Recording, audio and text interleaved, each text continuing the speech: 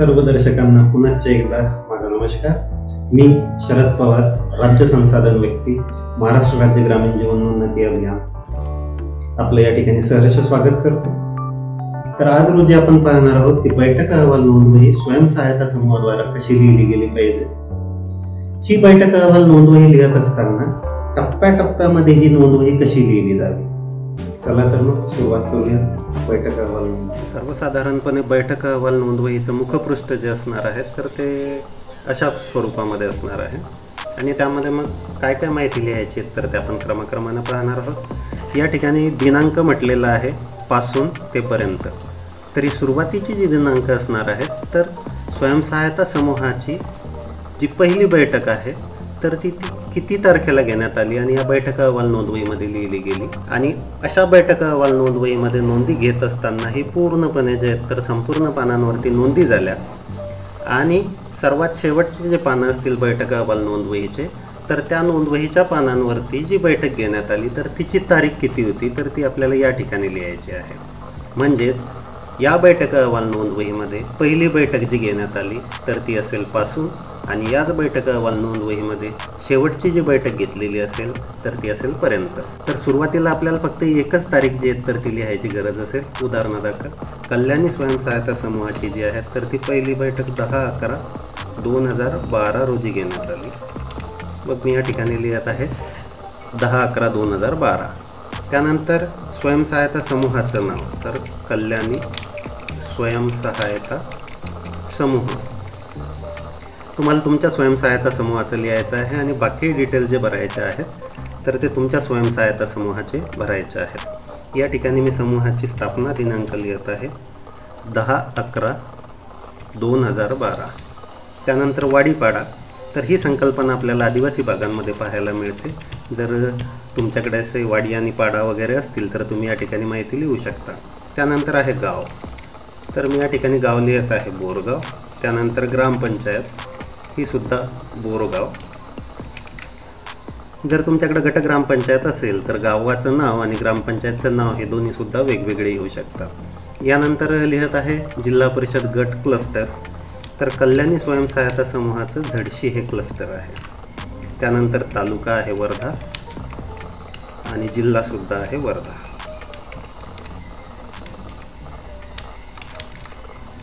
त्यानंतर आहे बँकेचं नाव तर कल्याणी स्वयंसहायता समूहाने भारतीय स्टेट बँक या ठिकाणी त्यांचं खातं उघडलेलं आहे. नंतर या ठिकाणी म्हटलेलं बँक बचत खाते क्रमांक तर या ठिकाणी मी कल्याणी स्वयंसहायता समूहाचा खाते क्रमांक लिहित आहे 3025500804. नंतर आहे खाते उघडल्याचे दिनांक तर यांनी 20/11/2012 रोजी त्यांचं बँकेमध्ये खातं उघडलेलं आहे. बँक कर्ज खाते क्रमांक या ठिकाणी म्हटलेला आहे तर अजूनपर्यंत बँकेनं समूहाला कुठल्याही प्रकारचं कर्ज मंजूर केलेलं नाही तर त्यामुळे या ठिकाणी दोन्ही नोंदी ज्या आहेत तर त्या निरंक येत आहेत. जर तुमच्या स्वयंसहायता समूहाला अशा प्रकारचं कर्ज बँकेनं मंजूर केलं असेल तर त्या नोंदी तुम्ही या ठिकाणी लिहू शकता. बँक कर्ज खाते क्रमांक आणि कर्ज खाते उघडल्याचा दिनांक. त्यानंतर म्हटलेलं आहे ग्रामसंघाचं नाव तर कल्याणी स्वयंसहायता समूहाची ही नुकतीच स्थापना झालेली आहे त्यामुळे कल्याणी स्वयंसहायता समूह हा कुठल्याही ग्रामसंघाला जोडला गेलेला नाही त्यामुळे ही माहिती निरंक ठेवत आहे. नंतर आपण आलेलो आहे बैठक अहवाल नोंदवहीच्या मुख्य पृष्ठावरती की ज्या ठिकाणी आपल्याला घेतलेल्या बैठकीच्या नोंदी घ्यायच्या आहे. तर प्रत्येक बैठक अहवाल नोंदवहीच्या सुरुवातीलाच आपल्या समूहाचं नाव आपल्याला लिहायचं आहे. जसं या ठिकाणी मी लिहित आहे कल्याणी. नंतर म्हटलेलं आहे बैठकीचा दिनांक तर ज्याही तारखेला आपण बैठक घेऊ तर ती दिनांक आपल्याला लिहायची आहे. त्यानंतर म्हटलेलं आहे बैठक क्रमांक तर या ठिकाणी कल्याणी स्वयंसहायता समूहाची ही पहिलीच बैठक आहे म्हणून लिहित आहे बैठक क्रमांक 1. बऱ्याचशा स्वयंसहायता समूहांच्या बाबतीत असंही घडून येतं की आपल्या अभियानाला जुळण्याच्या अगोदर त्या स्वयंसहायता समूहाच्या बऱ्याचशा बैठका झालेल्या असतील. अभियानाला जुळण्याच्या अगोदर 1 ते 2 वर्षापासून स्वयंसहायता समूह कार्यरत असतील तर त्यांनी तिथून पुढच्या बैठकांचा क्रमांक या ठिकाणी लिहायचा आहे. उदाहरणादाखल की एखादा समूह असेल आणि त्याच्या अभियानाला जुळण्याच्या अगोदरच्या 47 बैठका झाल्या असतील तर मग मात्र या ठिकाणी हा बैठक क्रमांक येत असताना त्यांचा 48 येईल. परंतु कल्याणी स्वयंसहायता समूहाची ही पहिलीच बैठक असल्याने मी या ठिकाणी क्रमांक 1 लिहित आहे. नंतर आहे वेळ. या ठिकाणी स्वयंसहायता समूह फक्त लिहितात सायंकाळी 6 वाजता, सायंकाळी 7 वाजता, सायंकाळी 8 वाजता किंवा मग सकाळी 9 वाजता. परंतु यावरून हा अंदाज नाही लागत की त्या स्वयंसहायता समूहाची बैठक ही किती वेळपर्यंत चालली. म्हणून मग या ठिकाणी आपण पासून ते पर्यंत अशी वेळ लिहायची आहे की जसं ही कल्याणी स्वयंसहायता समूहाची जी पहिली बैठक आहे तर ती सकाळी 10 ते दुपारी 1 पर्यंत झाली. म्हणून मग मी लिहित आहे सकाळी 10 ते दुपारी 1. यावरून अंदाज येतो सर्वसाधारणपणे की ही बैठक 3 तास चाललेली आहे. तर आपल्याला सुद्धा अशीच पासून ते पर्यंत लिहायची आहे. नंतर आहे वार. तर या पहिल्या बैठकीचा वार होता त्यांचा शनिवार. सर्वसाधारणपणे सर्व समूह जे आहेत तर ते वारानुसार म्हणजेच आठवडी बैठका घेतात आणि त्यांचा वार जो आहे तो ठरलेला असतो. तर तो वार आपल्याला या ठिकाणी लिहायचा आहे. नंतर आहे बैठकीचं ठिकाण. कल्याणी स्वयंसहायता समूहाची जी बैठक आहे तर ती ग्रामपंचायत कार्यालयामध्ये पार पडली. म्हणून मी या ठिकाणी लिहित आहे ग्रामपंचायत कार्यालय. या ठिकाणी म्हटलेलं आहे सभासद. एकूण सभासद संख्या समूहाची आहे 11. पैकी पहिलीच बैठक होती आणि या पहिल्या बैठकीला 11चे 11 सदस्य हजर होते आणि कुठलाही सदस्य या पहिल्या बैठकीला गैरहजर नव्हता. बैठकीच्या अध्यक्षाचं नाव म्हटलेलं आहे. तर आपण आळीपाळीनं जे आहेत तर ते प्रत्येक सदस्याच्या घरी बैठक घेत असतो.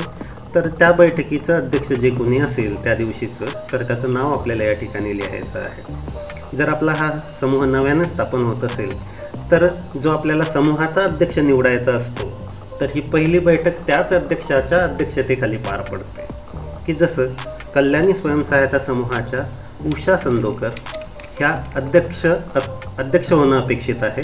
म्हणून मग त्याच या बैठकीच्या अध्यक्ष आहेत. तर बैठकीच्या अध्यक्षांचं नाव आपण या ठिकाणी लिहिलेलं आहे. नंतर आपण पुढे वळतो आहे विषय सूचीवरती.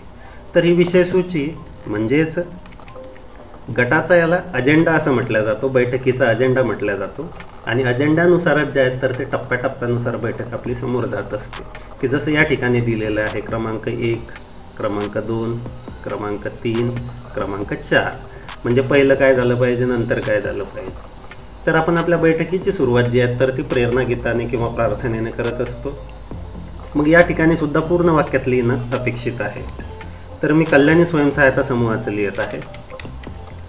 बदलत आहे जग हे सारं, या प्रेरणा गीताने बैठकीची सुरुवात झाली. बदलत आहे जग हे सारं, नवा नगारा जडे ग. बदलत आहे जग हे सारं, नवा नगारा जडे ग. बदल जगा संग तूही आता टाक एक पाऊल पुढे ग. हे जसं प्रेरणा गीत आहे तर बरेचसे स्वयंसहायता समूह इतनी शक्ती हमें देना दाता, खरा तो एकची धर्म यासारख्या प्रार्थनांनी सुद्धा सुरुवात करतात. तर आपल्याला हे सर्व काही पूर्ण वाक्यामध्ये लिहायचं आहे. नंतर पुढचा मुद्दा येतो आहे या ठिकाणी सदस्यांचा परिचय. तर ज्या प्रकारे सदस्य परिचय करून देतील तर ते सुद्धा पूर्ण वाक्यात लिहायचं आहे. जसं की सर्व सदस्यांनी आपले नाव, समूहाचे नाव, पद सांगून परिचय करून दिला. मग ज्या स्वयंसहायता समूह जे आहेत त्यांची ग्रामसंघाला जोडणी झालेली आहे तर ते या ठिकाणी परिचयामध्ये त्यांच्या ग्रामसंघाचं नाव सुद्धा सांगू शकतात. ज्यांची प्रभाग संघाला जोडणी झालेली आहे तर ते त्यांच्या प्रभाग संघाचं सुद्धा नाव सांगू शकतात. त्यानंतर आहे सदस्यांची हजेरी. तर या ठिकाणी सुद्धा पूर्ण वाक्यात लिहायचं आहे. हिशोबनीस ताईंनी सर्व सदस्यांची हजेरी घेतली. हे सुद्धा पूर्ण वाक्यामध्ये आपल्याला लिहायचं आहे.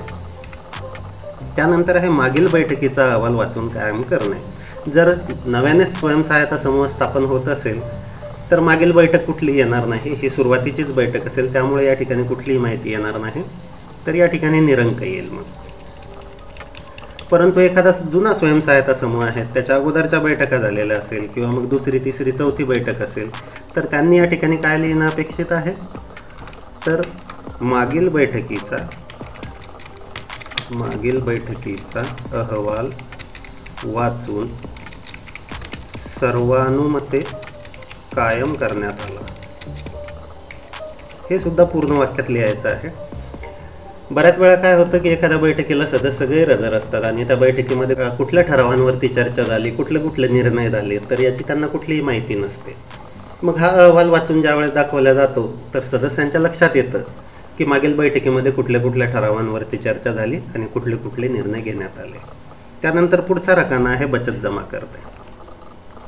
बचत जमा करणे म्हणजे स्वयंसहायता समूहाने सर्व सदस्यांना परवडेल अशी सर्वानुमते ठरवलेली जी बचत असते तर ती बचत आपण नंतरच्या टप्प्यामध्ये जमा करून घेतो. तर या ठिकाणचे रकाने जेव्हा पाहतो आपण तर सगळ्यात पहिला रकाना आहे अनुक्रमांक. हा अनुक्रमांक म्हणजेच जेव्हा पहिली बैठक आपण घेतो आणि ज्या क्रमांकाच्या समोर ज्या सदस्याचं नाव लिहिलेलं असतं तर तोच त्या सदस्याचा परमनंट म्हणजेच कायमस्वरूपी सदस्य क्रमांक असतो. उदाहरणादाखल पाहूयात आपण की उषा संदोकर ह्या गटाच्या अध्यक्ष आहेत आणि काही दिवसानंतर काही कालावधीनंतर गटाच्या अध्यक्षा बदलल्या आणि जाईबाई सर्वदे ज्या आहेत तर त्या अध्यक्षा झाल्या. तर मग अशा वेळेस यांची नावं कुठं लिहायची, तर हे नावं कुठं लिहायची हा प्रश्नच उद्भवत नाही. फक्त काय होणार की गटाच्या अध्यक्षा हे जे पद असणार आहे तेवढंच फक्त त्या ठिकाणून निघून जाईल आणि ज्या नव्यानं अध्यक्ष झाल्या ते त्यांच्या नावाच्या पुढं लागून जाईल. परंतु अनुक्रमांक जो असणार आहे तर तो सदस्यांच्या क्रमानुसार कायम या ठिकाणी असणार आहे. नंतर आहे पुढचा रकाना बचत. ही बचत म्हणजेच नियमित बचत की आठवड्याच्या बैठकीमध्ये जी नियमित बचत केली जाते तर ती या लिहायची आहे. कल्याणी स्वयंसहायता समूहानं प्रत्येक आठवड्याला ₹25 एवढी बचत करायचं ठरवलेलं आहे. सर्वांनी ठरवल्याप्रमाणे जे आहेत तर ते प्रत्येकी ₹25 जे आहेत तर ती एवढी बचत करण्याचं ठरवलेलं आहे. त्यानुसार बाकी सर्व सदस्यांनी मग ₹25 प्रमाणे बचत या ठिकाणी जमा केलेली आहे. 11 सदस्यांची अशी 25 प्रमाणे एकूण ₹275 बचत या ठिकाणी जमा झालेली आहे. नंतर पुढचा रकाना आहे आपला जास्तीची बचत. तर ही जास्तीची बचत म्हणजे एखाद्या वेळेस महिलेकडे जर कधी जास्तीची रक्कम झालेली असेल आणि घरात कुठल्याही ठिकाणी ठेवणं तिला हे सुरक्षेच्या दृष्टीनं व्यवस्थित वाटत नसेल आणि बँकेतही जे आहेत तर ते प्रवास खर्च करून जाणं तिला शक्य होत नसेल तर अशी जास्तीची बचतसुद्धा ती स्वयंसहायता समूहामध्ये जमा करू शकते. किंवा मग एखाद्या महिलेला काही कामानिमित्त 2 ते 3 महिन्यासाठी परिवारासोबत बाहेरगावी जावं लागत असेल तर ती तिची पुढची नियमित बचतसुद्धा या ठिकाणी जास्तीची बचत म्हणून गटामध्ये जमा करू शकते. तर ती रक्कम आपल्याला या रकान्यांमध्ये लिहायची आहे. नंतर शेवटचा रकाना असणार आहे आपला एकूण बचत. या एकूण बचत रकान्यामध्ये बरेचसे स्वयंसहायता समूह काय करतात की आतापर्यंत झालेल्या त्या सदस्याची एकूण टोटल आणि या चालू बैठकीमध्ये असणारी त्याची नियमित बचत अशी एकूण करून लिहितात. परंतु आपल्याला बैठक अहवाल नोंदवहीमध्ये असं अपेक्षित नाही आहे. आपल्याला अपेक्षित असं आहे की या बैठकीमध्ये त्यानं केलेली नियमित बचत अधिक जास्तीची बचत बरोबर एकूण बचत, की जसं या ठिकाणी पाहूया. नियमित बचत आहे 25, जास्तीची बचत आहे 0, म्हणजेच 25 आणि 0 या ठिकाणी येतील ₹25. जसं या ठिकाणी आलं तर त्याच पद्धतीनं इतर सदस्यांची सुद्धा जी आहेत तर ती प्रत्येकाच्या नावाच्या समोर ₹25 प्रमाणेच बचत येईल आणि एकंदरीत 11 सदस्यांची बचत लिहून झाल्याच्या नंतर खाली एकूण टोटल लिहायची आपल्याला ₹275. तर अशा प्रकारे आपल्याला या ठिकाणी बचतीच्या नोंदी घ्यायच्या आहेत. बैठकीच्या अजेंडानुसार आपण आता पुढचा मुद्दा पाहणार आहोत, 6 क्रमांकाचा कर्ज हप्त्यांची परतफेड. या ठिकाणी सुद्धा अनुक्रमांक हा पहिला रकाना आहे. तर हा अनुक्रमांक म्हणजे सदस्यांचा सदस्य क्रमांक असणार आहे आणि या ठिकाणी सुद्धा ज्या क्रमांकाच्या समोर त्याच सदस्याचं नाव आलं पाहिजे. कर्ज परतफेड करणाऱ्या सदस्यांचं नाव म्हटलेलं आहे, म्हणजे या बैठकीमध्ये ज्या सदस्यांना परतफेड केलेली असेल त्याचं नाव येईल. नंतर आहे सदस्यांचा कर्ज परतफेड तपशील म्हटलेला आहे. मग आजच्या बैठकीत परतफेड केला तर त्याचा तपशील आपल्याला या ठिकाणी लिहायचा आहे. मग या पुढच्या रकान्यांमध्ये आपल्याला उपरकाने दिसतात, गट, बँक आणि संघ. म्हणजेच गटाच्या माध्यमातून जे कर्ज दिलं जातं तर ते गटाचं अंतर्गत कर्ज दिलं जातं. बँकेनं जे गटाला मंजूर केलं आणि गटानं सदस्याला दिलं तर तशा प्रकारचं कर्ज असतं. आणि तिसरं असतं संघाचं कर्ज, की ग्रामसंघाच्या माध्यमातून गटाला जे कर्ज मिळालेलं आहे आणि ते सदस्यांना वाटप केलेलं आहे तर अशा प्रकारचं कर्ज. म्हणजे सदस्यसुद्धा गटामध्ये परत करत असताना गटाचं अंतर्गत कर्ज परतफेड करतात, बँकेचं कर्ज परतफेड करतात आणि संघाचं कर्ज परतफेड करतात. तर या ठिकाणी म्हटलेलं आहे मुद्दल आणि व्याज. म्हणजेच आजच्या बैठकीमध्ये त्या महिलेनं गटाचं मुद्दल आणि व्याज किती परतफेड केलं, बँकेचं मुद्दल आणि व्याज किती परतफेड केलं आणि संघाचं मुद्दल आणि व्याज किती परतफेड केलं.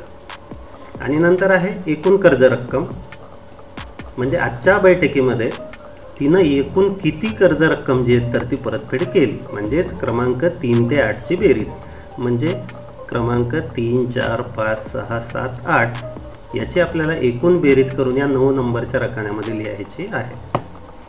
जसं या ठिकाणी आपण म्हटलेलं आहे सदस्यांचा कर्ज परतफेड तपशील, आणि या बाजूला म्हटलेलं आहे सदस्यांच्या शिल्लक कर्जाचा तपशील, म्हणजे त्याला दिले गेलेल्या कर्जापैकी आजच्या बैठकीत त्यानं किती कर्ज परतफेड केलं आणि आजची बैठक संपत असताना त्या सदस्याकडे किती कर्ज रक्कम शिल्लक आहे.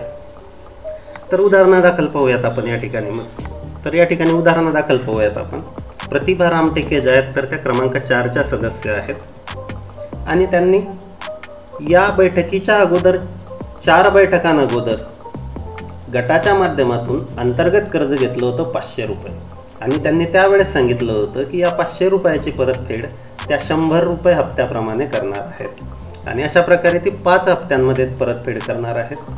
आणि ठरवल्याप्रमाणे त्यांनी आजच्या बैठकीमध्ये मुद्दल रुपये 100 आणि 500 रुपयाचं 2% व्याज 10 रुपये असे 110 रुपये परतफेड केलेले आहे. तर मग या ठिकाणी कशी याची नोंद होईल तर ते सुद्धा पाहूया आपण. रत्नमाला पडोसे या ठिकाणी त्यांनी गटाच्या अंतर्गत कर्जाची मुद्दल आणि व्याज परतफेड केलेली आहे, म्हणून मग मी गटाच्या रकान्यामध्ये लिहित आहे की त्यांनी मुद्दल दिलेली आहे 100 रुपये, व्याज दिलेलं आहे 10 रुपये. त्यांनी बँकेची जी आहेत तर ती नाही परतफेड केली, संघाची सुद्धा नाही केली, आणि या ठिकाणी म्हटलेलं आहे 3 ते 8ची बेरीज, मग हे 100 अधिक 10 आणि हे 8 पर्यंतची बेरीज अशी आपल्याला या ठिकाणी लिहायची आहे 110 रुपये.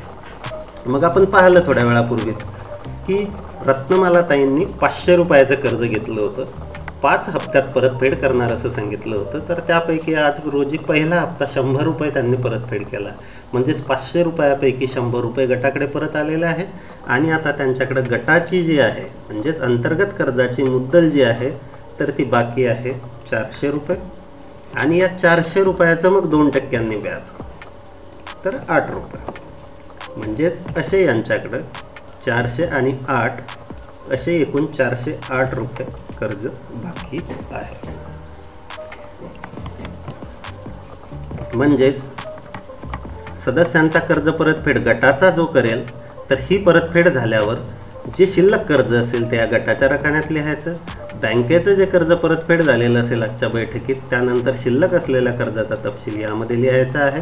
नंतर संघाची परतफेड केल्याच्या नंतर संघाच्या कर्जाची परतफेड झाल्यावर संघाचं त्या महिलेकडे किती कर्ज बाकी आहेत तर त्याची नोंद या रकान्यामध्ये करायची आहे. त्यानंतर आपण पुढच्या रकान्याकडे वळणार आहोत. रत्नमालाताई पडोसेंचं उदाहरणादाखल मी तुम्हाला या ठिकाणी सांगितलेलं आहे. तर कल्याणी स्वयंसहायता समूहाची ही पहिलीच बैठक असल्यामुळे या बैठकीमध्ये परतफेड येणार नाही, कारण की या अगोदर कुठल्याही सदस्याला कर्ज वगैरे वाटलं गेलेलं नाही आहे. मग पुढच्या रकान्याकडे वळणार आहोत आपण बैठकीच्या अजेंड्यानुसार. नवीन कर्ज प्रकरण, म्हणजे या चालू बैठकीमध्ये ज्या ज्या सदस्यांना कर्ज मंजूर केलं जातं तर त्यांच्या नोंदणी आपल्याला या ठिकाणी घ्यायच्या आहेत. मग या ठिकाणी पाहूयात आपण. ही स्वयंसहायता समूहाची पहिलीच बैठक आहे आणि आपण बचत रकान्यामध्ये पाहिलं की 25 रुपयाप्रमाणे 275 रुपये स्वयंसहायता समूहाकडे जमा आहे. आणि आज रोजी जे आहे तर ते 5 क्रमांकाच्या सदस्य आहेत जाईबाई सरोदे. तर या जाईबाई सरोदेंनी मुलाच्या शिक्षणासाठी 200 रुपयाची मागणी केलेली आहे आणि त्यांनी हेही सांगितलेलं आहे की हे सदर 200 रुपये जे आहेत तर ते 100 रुपये असे करून 2 हप्त्यांमध्ये ते परतफेड करणार आहे. आणि सर्वसाधारणपणे गटाचा जो नियमित ठरवला गेलेला आहे तर तो व्याजाचा दर असणार आहे 2%.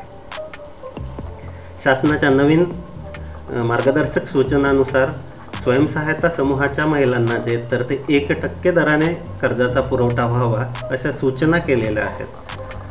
परंतु अजूनपर्यंत जे आहेत तर ते प्रत्यक्षामध्ये कार्यान्वित होण्यासाठी त्याला थोडासा वेळ लागणार आहे. पण मग सध्या ज्या पद्धतीनं गटाचे व्यवहार सुरू आहेत तर तेच उदाहरण आपण या ठिकाणी समजून घेणार आहोत. तर या ठिकाणी कशा नोंदी येतील ते सुद्धा आपण समजून घेणार आहोत.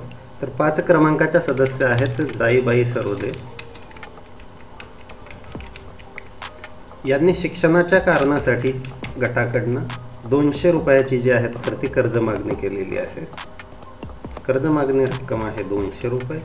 त्यांना स्वयंसहायता समूहाने गटाने 200 रुपये सुद्धा मंजूर केलेले आहेत आणि जाईबाई ताईंनी सांगितलेलं आहे की 2 हप्त्यांमध्ये त्या परतफेड करणार आहे आणि व्याजाचा दर असणार आहे 2%. तर अशा प्रकारे या ठिकाणी नोंदी घेणं अपेक्षित आहे. त्यानंतर वळूयात आपण पुढच्या मुद्द्याकडे. क्रमांक 8चा बैठकीच्या अजेंडानुसार मुद्दा असणार आहे समूह गुंतवणूक निधी.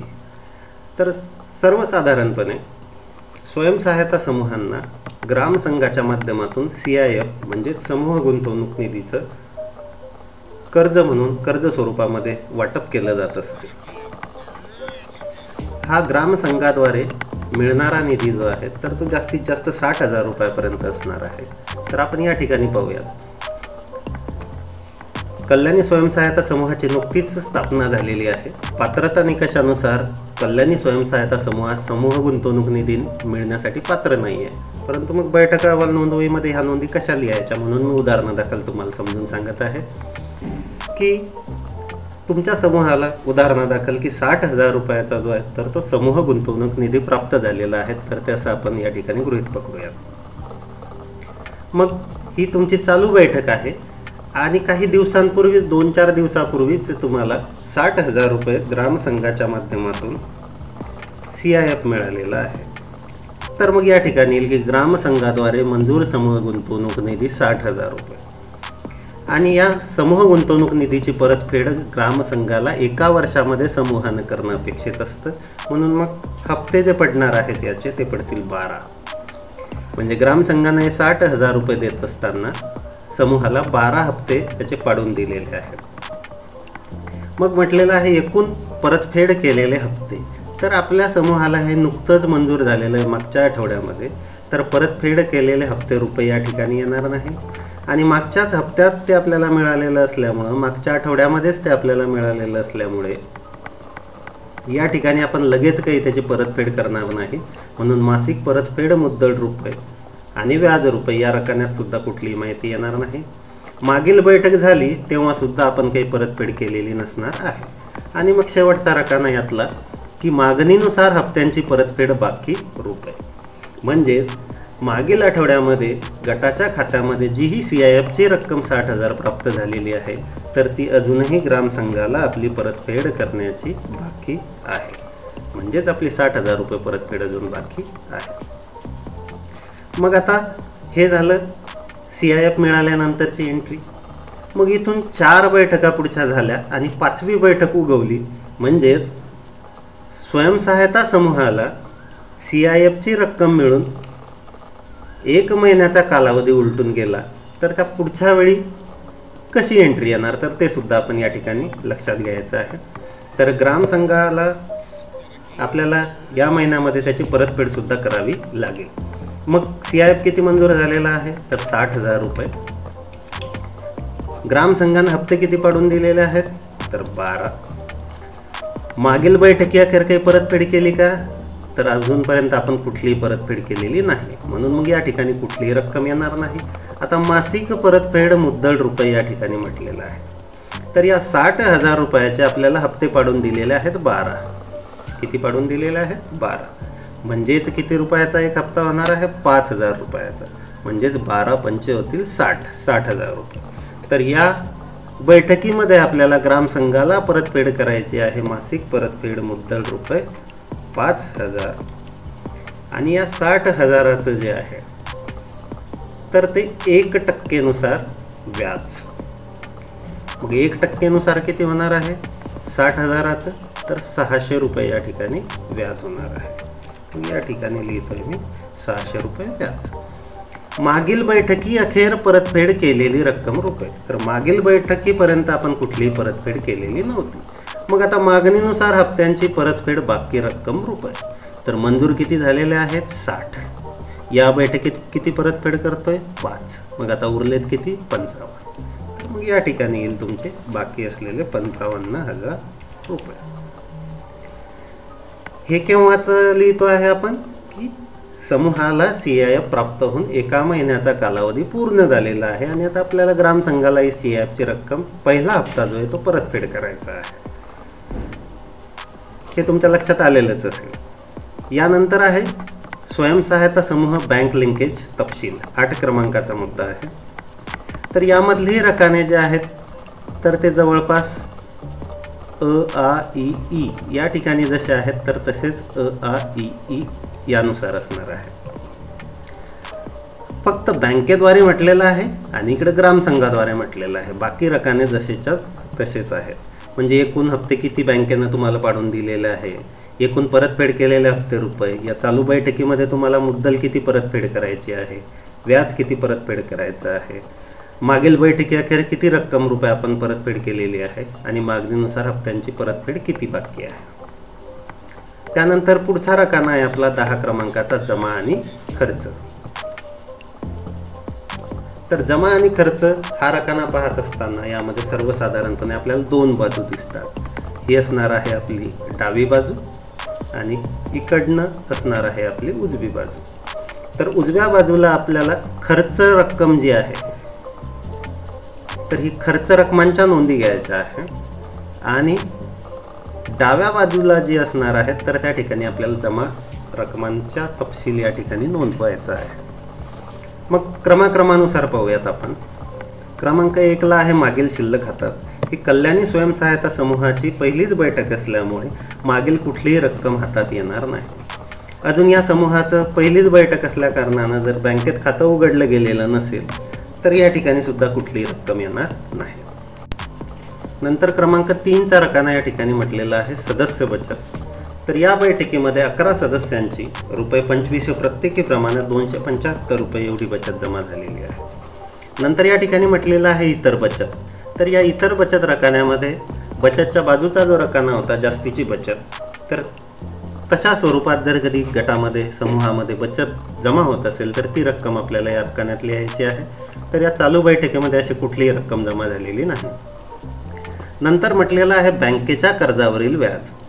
म्हणजेच बँकेद्वारा समूहाला मंजूर झालेला आहे आणि समूहाने सदस्यांना त्या कर्जाची वाटप केलेली आहे आणि असं बँकेचं कर्ज सदस्यांनी समूहामध्ये जर परत केलेलं असेल तर त्याची नोंद आपल्याला या ठिकाणी घ्यायची आहे.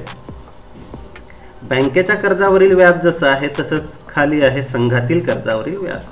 म्हणजेच आपल्या समूहाला संघाच्या माध्यमातून जो CIF मिळालेला असेल, संघाचं जे कर्ज मिळालेलं असेल तर असं समूहातील सदस्यांनी समूहामध्ये परत केलेलं व्याज असेल तर त्याची नोंद आपल्याला या ठिकाणी घ्यायची आहे. त्याचप्रमाणे समूहाद्वारे दिलं जाणारं जे अंतर्गत कर्ज असेल त्याच्या व्याजापोटी जी रक्कम सदस्यांनी जमा केलेली असेल तर ती आपल्याला या 7 क्रमांकाच्या रकान्यामध्ये लिहायची आहे. नंतर पुढचा रकाना आहे दंड. तर आजच्या बैठकीमध्ये एकूण दंडाची रक्कम किती जमा झाली तर ती या ठिकाणी आपल्याला लिहायची आहे. जसं आपण या ठिकाणी पाहिलं 5, 6 आणि 7 क्रमांकाचा मुद्दा, बँकेच्या कर्जावरील व्याज, संघाच्या कर्जावरील व्याज, अंतर्गत कर्जावरील व्याज. तर त्याच प्रकारे या व्याजासोबत जी आपल्याला मुद्दल समूहामध्ये परतफेड होणार आहे तर ती आपल्याला अनुक्रमांकानं 9, 10 आणि 11 मध्ये लिहायची आहे.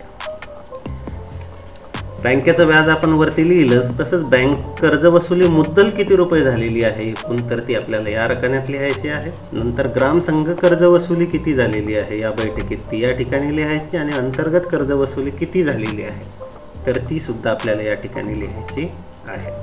की जसं आपण पाहिलं होतं उदाहरणादाखल की रत्नमाला ताईंनी 500 रुपये कर्ज घेतलं होतं आणि तुम्हाला समजून सांगण्यासाठी म्हणून या ठिकाणी उदाहरण घेतलं होतं की आजच्या बैठकीमध्ये त्यांनी अंतर्गत कर्जावरील व्याज 500 रुपयाचं 2% व्याज दिलं होतं या ठिकाणी 10 रुपये आणि अंतर्गत कर्ज जे आहे तर त्याच्या मुद्दलपोटी दिले होते 100 रुपये.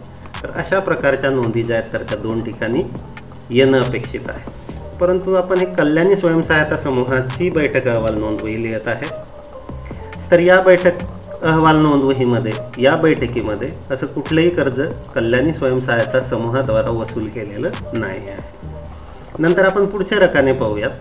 12 नंबरचा आहे फिरता निधी, म्हणजेच RF, याला आपण रिव्हॉल्विंग फंड असं म्हणतो आहे. तर यामध्ये असं अपेक्षित आहे मागची बैठक संपल्यापासून ते ही बैठक आयोजित होईपर्यंत मधल्या कालावधीमध्ये जर बँकेच्या खात्यामध्ये आपल्याला आर-एफची रक्कम प्राप्त झालेली असेल तर ती आर-एफची रक्कम आपण या ठिकाणी लिहिणं अपेक्षित आहे. तर सर्वसाधारणपणे आर-एफ 10,000, 12,000 आणि 15,000 हा गटाच्या श्रेणीकरणानुसार त्यांना मिळत असतो. तर ती रक्कम आपल्याला या ठिकाणी लिहायची आहे. त्यानंतर पुढचा रकाना आहे संघाकडून प्राप्त निधी, CIF याला आपण असं म्हणतो. तर बऱ्याचशा बैठक अहवाल नोंद वहीमध्ये आपल्याला या ठिकाणी प्रिंटिंग मिस्टेक जी आहेत तर ती पाहायला मिळते. तर तुमच्याकडे असणाऱ्या रेकॉर्ड बुकमध्ये कदाचित या ठिकाणी लिहिलेलं असेल बँकेकडून मिळालेला निधी आर-एफ. तर त्या ठिकाणी आपल्याला करेक्शन्स करून घ्यायचे आहे, सुधारणा करून घ्यायच्या आहेत की संघाकडून प्राप्त निधी CIF की बँकेकडून प्राप्त निधी आर-एफ असं म्हटलेलं आहे. तर त्यामध्ये आपल्याला सुधारणा करून संघाकडून प्राप्त निधी CIF असं करेक्शन्स करून घ्यायचे आहे. नंतर आहे बँकेकडून प्राप्त कर्ज. जर स्वयंसहायता समूहाला बँकेकडून काही कर्ज प्राप्त झालेलं असेल तर त्याच्या नोंदी आपल्याला या ठिकाणी लिहायच्या आहे. नंतर आहे बँकेकडून प्राप्त व्याज. स्वयंसहायता समूहाचं बँकेमध्ये बचत खातं असतं. तर त्या बचत रक्कम जेवढी आपली त्या खात्यामध्ये जमा असते तर त्याला बँकेकडून व्याज मिळत असतं. तर त्या व्याजाच्या रकमांची नोंद आपल्याला इथं घ्यायच्या आहे. म्हणजेच मागील बैठक संपल्यापासून ते या बैठकीचं आयोजन होईपर्यंत मधल्या काळामध्ये म्हणजेच फिरता निधी, समूहाकडून प्राप्त निधी, बँकेकडून प्राप्त कर्ज आणि बँकेकडून प्राप्त व्याज. तर या सगळ्या ज्या नोंदी आहेत तर त्या आपल्या बँकेच्या पासबुकामध्ये येत असतात. तर बैठकीला बसण्याच्या अगोदर ते बँकेचं पासबुक अपडेट करून या बैठकीला बसणं अपेक्षित आहे, जेणेकरून त्या खात्यामध्ये किती रक्कम जमा झालेली आहे तर त्याच्या नोंदी घेणं आपल्याला सहज सुलभ होईल. तर अशी बँकेकडून जी प्राप्त होते व्याज, मग 12 रुपये, 14 रुपये, 8 रुपये, 4 रुपये जी असेल तर ती आपल्याला या ठिकाणी लिहायची आहे. नंतर पुढचा रकाना आहे गटाला इतर जमा रक्कम. मग गटाला इतर जमा रक्कम म्हणजे काय, तर एखाद्या वेळेस शासकीय अधिकारी वगैरे गटाचं काम खूप छान प्रकारे चालत असेल तर त्या गटाला भेट देण्यासाठी येतात.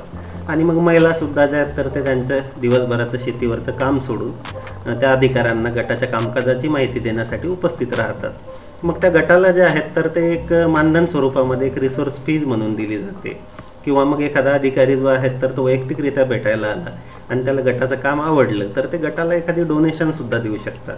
मग अशी इतर स्वरूपामध्ये जमा होणारी, बक्षिसाच्या स्वरूपामध्ये जमा होणारी रक्कम जी आहे तर ती आपल्याला 16 क्रमांकाच्या रकान्यामध्ये लिहायची आहे, गटाला इतर जमा रक्कम. नंतर हा जो 17 नंबरचा रकाना असणार आहे इतर. तर या इतरमध्ये आपण इतर खर्चासाठी जमा करणारी जी रक्कम असेल, मग उदाहरणादाखल की आपल्याला ATM म्हणजे छोटी पैशाची पेटी घ्यायची असेल, शिक्का बनवायचा असेल, एखादी नोंदवही घ्यायची असेल, पेन घ्यायचं असेल, स्टॅम्प पॅड घ्यायचं असेल, किंवा मग प्रवास खर्चासाठी सुद्धा स्वयंसहायता समूह जे आहेत तर ते कॉन्ट्रीब्युशन म्हणून 10-10, 20-20 रुपये जमा करतात. तर अशी इतर जी रक्कम जमा करतो आपण तर ती इतर खर्चासाठीची आपल्याला या 17 नंबरच्या रकान्यामध्ये लिहायची आहे. आणि हे एवढ्या रकान्यांची नोंदी झाल्याच्या नंतर आपल्याला जमा जो रकाना आहे तर या उभ्या रकान्याची बेरीज जी आहेत तर ती बेरीज करून खाली या एकूण रकान्यामध्ये लिहायची आहे. तर या चालू बैठकीमध्ये फक्त सदस्यांची बचत 275 रुपये जी आहे तर ती एवढीच रक्कम जमा झालेली आहे. म्हणून मग मी या ठिकाणी लिहितो आहे एकूण रुपये जमा 275. मग या एकूण जमा होणाऱ्या रकमेपैकी आज रोजी गटाकडे जमा आहेत 275. तर ह्या 275 पैकी आता जातो आहे आपण खर्च बाजूला. आणि सगळ्यात पहिलं म्हटलेलं आहे गटांतर्गत कर्ज वाटप. तर आपण वरती पाहिलेलं आहे 7 नंबरचा रकाना होता की नवीन कर्ज प्रकरणांना मंजुरी. आणि यामध्ये आपण जाईबाई सरोदे यांना शिक्षणाच्या कामासाठी 200 रुपये या बैठकीमध्ये मंजूर केलेले आहेत. बाकी कुठल्याही सदस्यांना आपण कर्ज मंजूर केलेले नाही. तर या ठिकाणी सुद्धा खर्चाच्या बाजूला तुमच्या नोंदी येतील. गटांतर्गत कर्ज वाटप रुपये 200, गटांतर्गत कर्ज वाटप रुपये 200. आणि बाकी इतर कुठलाही खर्च जो आहे तर तो समूहाचा झालेला नाही. मग आजच्या बैठकीमध्ये एकूण जमा होते 275 रुपये. त्याच्यापैकी कर्ज वाटप झालं 200 रुपये. म्हणजेच अखेर शिल्लक हातात राहिलेले आहेत आपल्या 75 रुपये.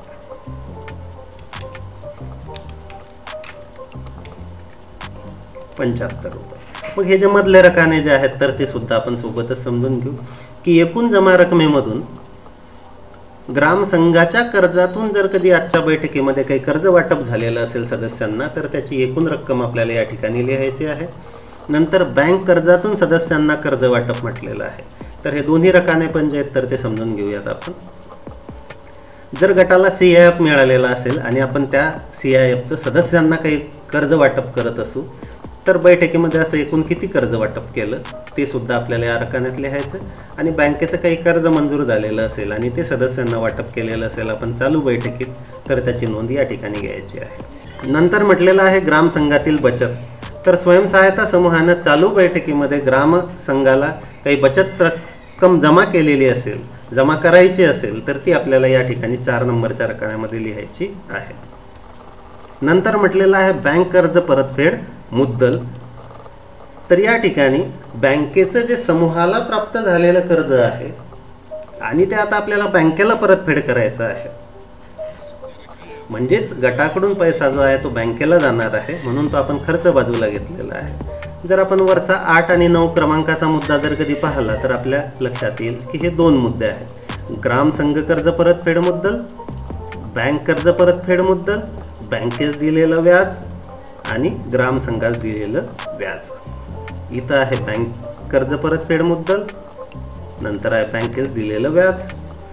तर वरती पाहिल्यावर आपल्या लक्षात येईल की या ठिकाणी आहे मासिक परतफेड मुद्दल रुपये आणि व्याज रुपये, की चालू बैठकीमध्ये मासिक परतफेड मुद्दल किती करणार आहोत आणि व्याज किती करणार आहोत. तर त्याच नोंदी या ठिकाणी अपेक्षित आहे, बँक कर्ज परतफेड मुद्दल आणि बँकेस दिलेलं व्याज. तसंच वरचा 7 क्रमांकाच्या मुद्द्याला जे पाहिलं आपण तर ग्रामसंघ कर्ज परतफेड मुद्दल आणि ग्रामसंघाला आपण किती व्याज या चालू बैठकीमध्ये दिलेलं आहे तर त्याच्या नोंदी या ठिकाणी येतील. नंतर पुढचा रकाना आहे मानधन. जर स्वयंसहायता समूहामध्ये शिक्षित असणाऱ्या सदस्यांचं प्रमाण कमी असेल आणि आपला बाहेरचा एखादा आपण हिशोबनीस ठेवलेला असेल की जो आपल्या या सर्व नोंदवह्यांमध्ये नोंदी ठेवण्याचं काम करत असेल तर अशा हिशोबनीसांना बीकेंना जे मानधन दिलं जाईल तर त्याची नोंद आपल्याला या ठिकाणी करायची आहे. त्यानंतर आहे प्रवास खर्च. तर स्वयंसहायता समूहाद्वारा बँकेमध्ये बऱ्याच वेळा व्यवहार करण्यासाठी प्रवास करावा लागतो. तर असा केला जाणारा प्रवास खर्च जो असेल तर त्याच्या नोंदी आपल्याला या 10 क्रमांकाच्या रकान्यामध्ये घ्यायच्या आहेत प्रवास खर्चामध्ये. नंतर आहे ग्रामसंघाची सभासद फी. ज्यावेळेस आपला स्वयंसहायता समूह हा ग्रामसंघाला जोडला जातो तर प्रति सदस्य 10 रुपये वार्षिक अशी सभासद फी आकारली जात असते. तर अशी सभासद फी जर चालू बैठकीमध्ये आपण देत असू तर त्याची नोंद आपल्याला 11 नंबरच्या रकान्यामध्ये घ्यायची आहे. नंतर आहे इतर खर्च. तर तोच की ज्या आपण जमा बाजूला पाहिला की बुवा आपल्याला छोटी पैशाची पेटी आहे, कुलूप असेल, आपलं स्टॅम्प पॅड असेल, रबरी शिक्का असेल, हे सर्व बनवण्यासाठीचा जो इतर खर्च असतो होणारा तर तो आपल्याला 12 क्रमांकाच्या रकान्यामध्ये लिहायचा आहे. नंतर आहे अखेर शिल्लक खात्यात, की आत्ताच पाहिलं आपण की आजच्या बैठकीमध्ये एकूण जमा झालेले 275 रुपये होते बचतीचे. त्यापैकी जाईबाई सरोदे यांना आपण 200 रुपयाचं कर्ज वाटप केलं आणि उर्वरित जे आहेत तर ते 75 रुपये आपल्या हातात आहेत. आणि अजूनही या समूहाचं बँकेमध्ये खातं उघडलेलं नाही म्हणून अखेर बँक शिल्लक पासबुक जी आहेत तर ती 0 रुपये आपण या ठिकाणी लिहितो आहे. आणि परत एकदा पुनश्च उभ्या रकान्याची खर्चाची जी आहेत तर ती आपल्याला एकूण बेरीज करून शेवटच्या रकान्यामध्ये लिहायची आहे. मग ही कशी येणार तर गटांतर्गत कर्ज वाटप 200 रुपये अधिक अखेरची शिल्लक खात्यात आहे 75, अशी एकूण या ठिकाणी येईल 275 रुपये. म्हणजेच एकूण आजची जमा टोटल येणार 275, सोबतच खर्चाची जी रक्कम येणार 275. या दोन्ही रकमा ज्यावेळेस आपल्या बरोबर येतील तर त्यावरून आपण समजून जायचं आहे की आपला जमा आणि खर्च हा जुळालेला आहे. यानंतर पुढचा जो 11 क्रमांकाचा मुद्दा पाहणार आहोत तर याला अनन्यसाधारण महत्त्व आहे. दशसूत्रीनुसार सुरुवातीची जी 5 सूत्र आहेत की ज्याला आपण धनव्यवहाराची सूत्र असे म्हणतो तर 10व्या मुद्द्यापर्यंत येईपर्यंत म्हणजे बैठकीचा अजेंड्याचे जे मुद्दे आहेत तर सुरुवातीचे जे 10 मुद्दे असणार आहेत तर ही सर्व मुद्दे हे आर्थिक व्यवहाराशी धनव्यवहाराशी जुळलेले आहेत. आणि 11 क्रमांकाचा जो मुद्दा आहे आपला तर हा मुद्दा आपला पुढील जे 5 सूत्र आहेत की ज्याला आपण मनोव्यवहाराची सूत्र म्हणतो तर त्याच्याशी जोडली गेलेली आहेत. तर त्यातलं 6 क्रमांकाचं जे सूत्र आहे नियमित आरोग्याची काळजी घेणे, तर त्यानुसार पाहूयात आपण. या ठिकाणी आहे अनुक्रमांक, विषय, नंतर आहे समूहातील कुटुंबांची संख्या, वंचित कुटुंबांची संख्या आणि कृती आराखडा व मासिक नियोजन. आणि या ठिकाणी म्हटलेलं आहे शौचालय असणाऱ्या समूहातील कुटुंबांची संख्या. उदाहरणादाखल 11 स्वयंसहायता समूहाचे सदस्य आहेत आणि 11 पैकी शौचालय असणाऱ्या समूहातील कुटुंबांची संख्या. मग 11 पैकी 6 लोकांकडे शौचालय आहे, म्हणजेच शौचालयापासून वंचित असणाऱ्यांची संख्या होईल 5. म्हणजे 6 आणि 5 झालेत 11. मग हे जे वंचित कुटुंब आहेत 5, यांना लाभ मिळवून देण्यासाठी स्वयंसहायता समूहाद्वारा चर्चा करून आपल्याला एक कृती आराखडा आणि 1 महिन्याभराचं नियोजन बनवायचं आहे. आणि हा कृती आराखडा आणि नियोजन काय असणार आहे ते आपल्याला पुढच्या रकान्यामध्ये लिहायचं आहे. मग उदाहरणादाखल या ठिकाणी मी थोडं छोटं करून लिहित आहे.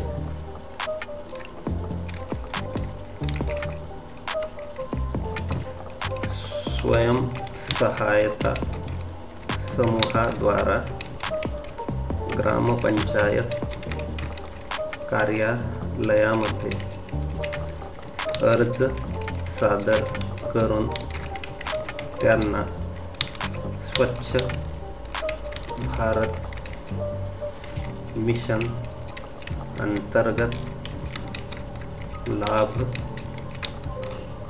मिळवून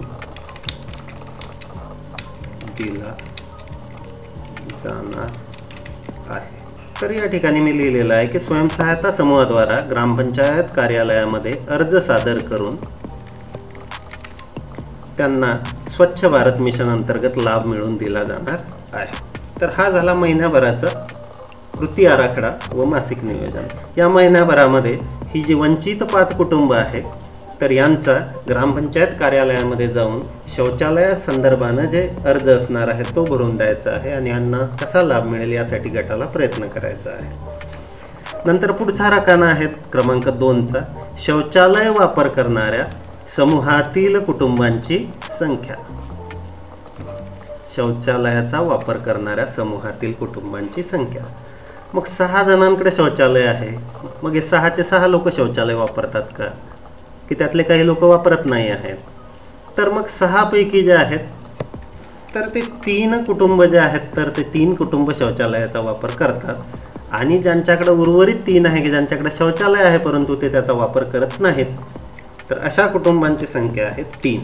म्हणजेच ते शौचालयाच्या वापरापासून वंचित आहेत. मग त्यांच्यासाठी सुद्धा कृती आराखडा व मासिक नियोजन लिहायचं आहे. ते सुद्धा मी या ठिकाणी छोट्या रायटिंगमध्ये लिहित आहे. या कुटुंबांना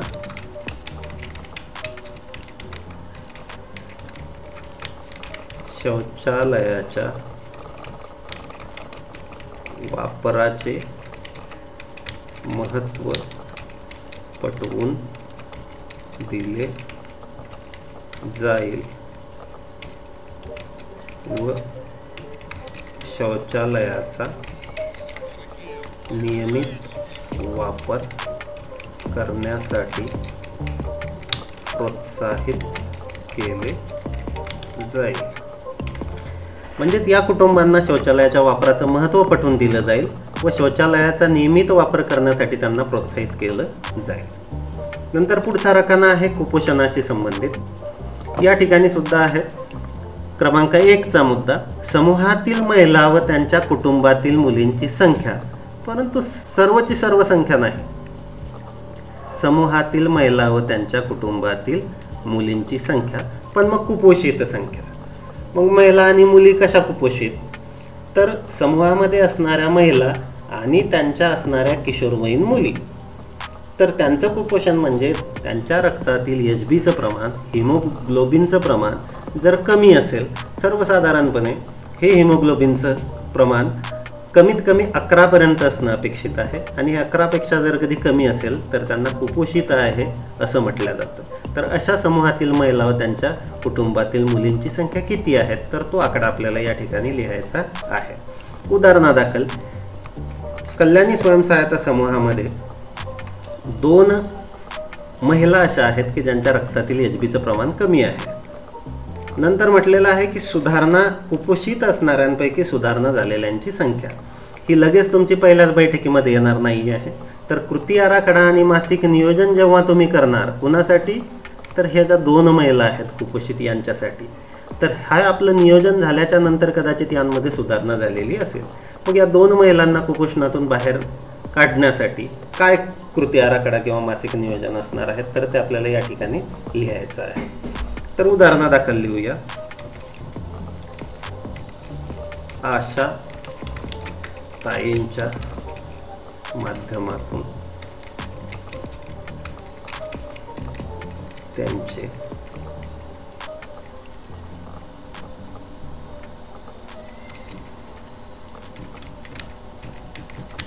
आरोग्याची तपासणी केली जाईल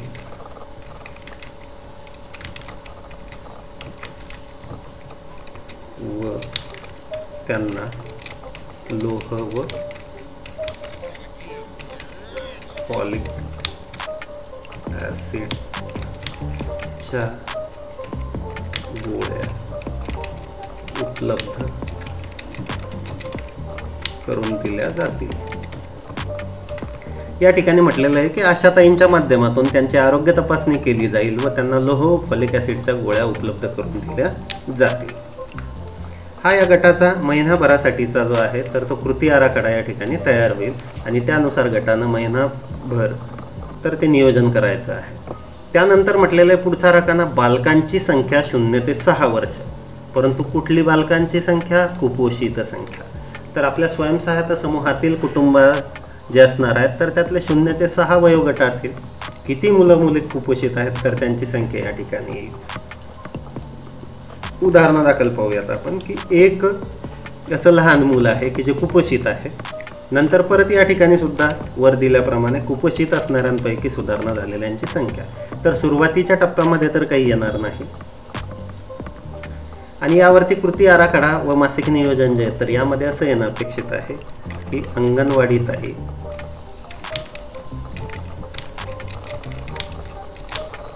यांच्या मदतीने पोषण आहार व घरगुती स्तरावर घ्यावयाची काळजी सदस्यांना समजावून सांगितली जाईल.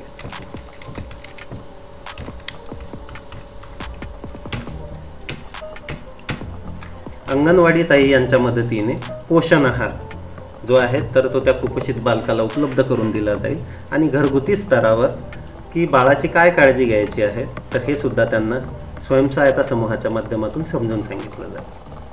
त्यानंतर पुढचा रकाना आहे आपला शिक्षणाच्या बाबतीत.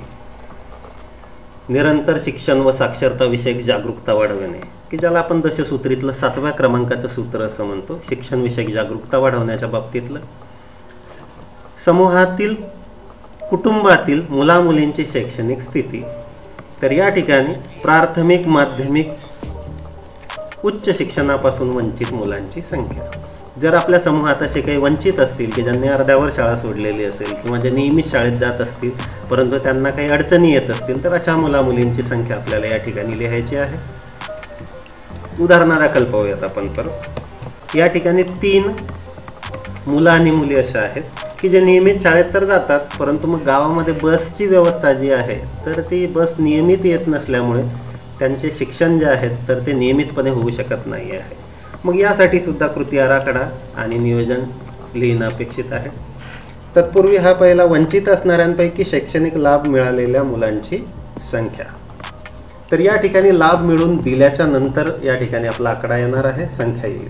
परंतु अजूनपर्यंत या 3 मुलांचे फक्त आपल्याकडे आकडेवारी आले आहे, त्याला अजून कुठलाही लाभ मिळून दिलेला नाही. मग या ठिकाणी काय येईल कृती आराखडा समूहाचा की बस डेपो व्यवस्थापकाकडे समूहाच्या माध्यमातून नियमित बस यावी यासाठी विनंती अर्ज सादर केला जाईल.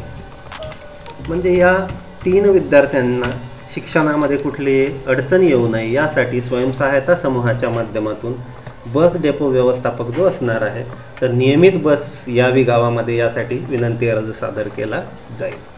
नंतर पुढचा रकाना आहे आपला ग्रामसभा. तर हा आपला दशसूत्रीनुसार 8 क्रमांकाचा मुद्दा आहे. पंचायत राज संस्थांमध्ये नियमित सहभाग.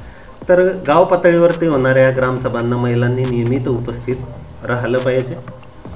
तर या ठिकाणी म्हटलेलं आहे ग्रामसभा आणि समूहातील सदस्यांपैकी उपस्थित राहणाऱ्या महिलांची संख्या. मग या कल्याणी स्वयंसहायता समूहाच्या सदस्यांची संख्या आहे 11 आणि या 11 पैकी 2 महिला ग्रामसभेला गेल्या असं आपण या ठिकाणी गृहीत पकडूयात. या 2 महिला ग्रामसभेला गेल्या, परंतु पुढचा रकाना आहे मग की ग्रामसभेमध्ये विषय मांडणाऱ्या समूहातील महिलांची संख्या. म्हणजे या 2 जणी तर गेल्यात ग्रामसभेला, परंतु गेल्याच्या नंतर त्या ठिकाणी उपस्थित राहून त्यांनी एखादा विषय मांडला किंवा नाही मांडला. तर या 2 महिलांपैकी कुणीही काहीही त्या ठिकाणी विषय मांडला नाही, तर मग या ठिकाणी संख्या येईल 0. आणि मग या बाबतीत कृती आराखडा व मासिक नियोजन जे आहेत तर ते गटाला करायचं आहे. मग या ठिकाणी समूहाद्वारा सर्व सदस्य पुढील ग्रामसभेला उपस्थित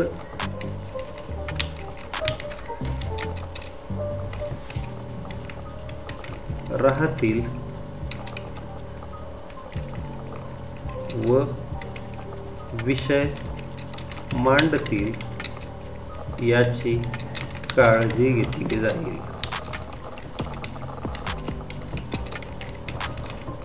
म्हणजेच समूहाद्वारा आपल्या समूहातील सर्व सदस्य पुढील ग्रामसभेला कसे उपस्थित राहतील तर याविषयी जाणीवजागृतीही केली जाईल.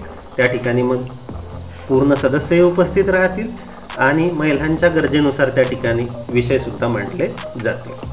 नंतर पुढचा रकाना आहे कोणत्याही शासकीय योजनेशी संबंधित. तर आपल्या दशसूत्रीनुसार 9 क्रमांकाचं सूत्र आहे आपलं की विविध शासकीय योजनांचा लाभ घेणे. तर अभियानाच्या मार्गदर्शक सूचनानुसार असं अपेक्षित आहे की प्रत्येक कुटुंबाला कमीत कमी 2 शासकीय योजनांचा लाभ मिळालेला असला पाहिजे आणि तो मिळवून देण्यासाठी समूहाच्या माध्यमातून प्रयत्न केला जाणार आहे. तर समूहातील वंचित कुटुंबांची संख्या तर 11 पैकी किती असे सदस्य आहेत की त्यांना आजपर्यंत एकही शासकीय योजनेचा लाभ मिळालेला नाही. तर असे या समूहामध्ये 5 सदस्य आहेत की त्यांना अजून कुठल्याही योजनेचा लाभ मिळालेला नाही, परंतु उर्वरित 6 जे सदस्य आहेत तर त्यापैकी काही महिलांनी इंदिरा आवास योजनेचा लाभ घेतलेला आहे, काही लोकांनी रोजगार हमी योजना जी आहे जॉब कार्ड त्याचा लाभ घेतलेला आहे, काही महिलांनी स्वच्छ भारत मिशन अंतर्गत शौचालयाचा लाभ घेतलेला आहे. तर अशी 6 संख्या आहे. मग आता ही समूहातील वंचित कुटुंबांची संख्या जी म्हणतोय आपण 5, तर त्यासाठी समूहाचा काय कृती आराखडा असणार आहे तर तो आपल्याला या शेवटच्या रकान्यामध्ये लिहायचा आहे. मग या ठिकाणी येईल समूहाद्वारा या कुटुंबांना विविध शासकीय योजनांचा लाभ मिळवून देण्यासाठी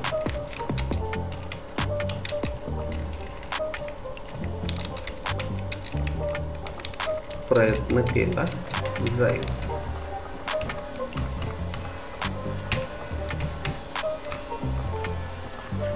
तर ही जी उर्वरित आपली 5 कुटुंब आहेत की जे विविध शासकीय योजनांपासून वंचित आहेत, तर या 5 कुटुंबांना शासकीय योजनांचा लाभ मिळवून देण्यासाठी समूह पातळीवरती प्रयत्न केला जाईल.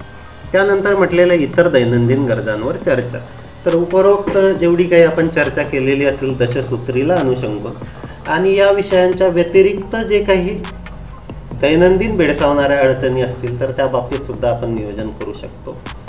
उदाहरणादाखल सांगायचं झाल्यास की घरगुती पातळीवरती जे कौटुंबिक हिंसाचाराच्या वगैरे घटना घडतात, तर असं काही आपल्या समूहामध्ये असेल तर त्या बाबतीत सुद्धा आपण समूहाच्या माध्यमातून त्यावरती तोडगा काढू शकतो. आणि असं काही असेल तर त्याचा आपल्याला कृती आराखडा आणि मासिक नियोजन या रकान्यामध्ये लिहायचं आहे. नंतर पुढचा मुद्दा आहे आपला गटातील प्रशिक्षणाबाबतचा तपशील. तर यामध्ये आहे अनुक्रमांक, नंतर आहे प्रशिक्षणार्थ्याचं नाव, नंतर आहे प्रशिक्षणाचं नाव, नंतर आहे ठिकाण आणि शेवटचा रकाना आहे कालावधी. मग यामध्ये काय येणं अपेक्षित आहे? तर गटाची मागील बैठक संपल्यापासून ते आजच्या बैठकीपर्यंत म्हणजे मधल्या 6 ते 7 दिवसाच्या कालावधीमध्ये कुठल्या सदस्याचं प्रशिक्षण झालेलं आहे का? जर अशा प्रकारचं प्रशिक्षण झालेलं असेल तर त्याच्या नोंदी आपल्याला या ठिकाणी घ्यायच्या आहेत.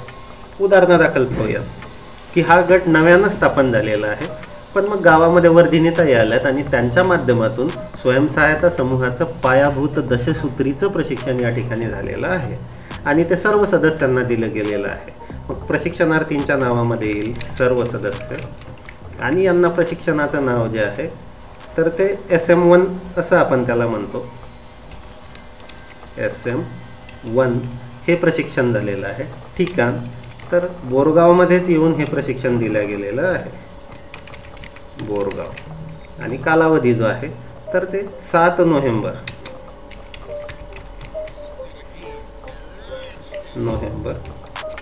2012 रोजी दिला गेलेला आहे. नंतर स्वयंसहायता समूहाच्या जाईबाई सरोदे ज्या आहेत तर त्यांना हिशोबनिसाचं प्रशिक्षण जे आहे तर ते सुद्धा बोरगाव या गावी दिलं गेलेलं आहे. तर मग त्याची नोंद सुद्धा आपण या ठिकाणी घेऊ शकतो.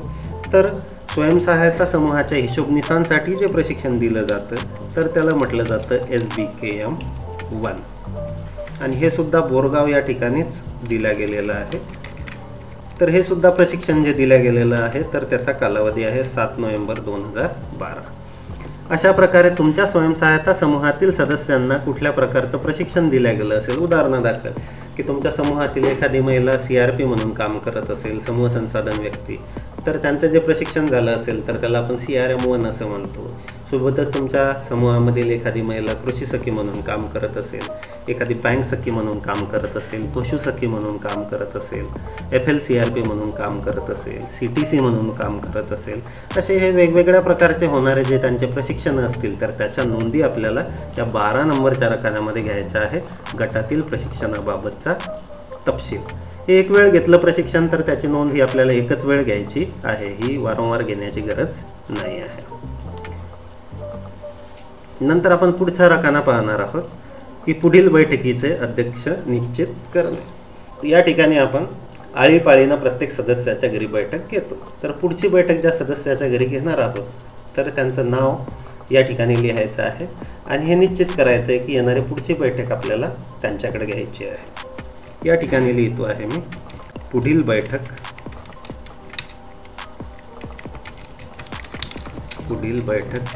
रमा उईके यांचे घरी घेण्याचे निश्चित झाले. नंतर आहे पुढचा मुद्दा अध्यक्षांच्या परवानगीने ऐन वेळेवर येणारे विषय.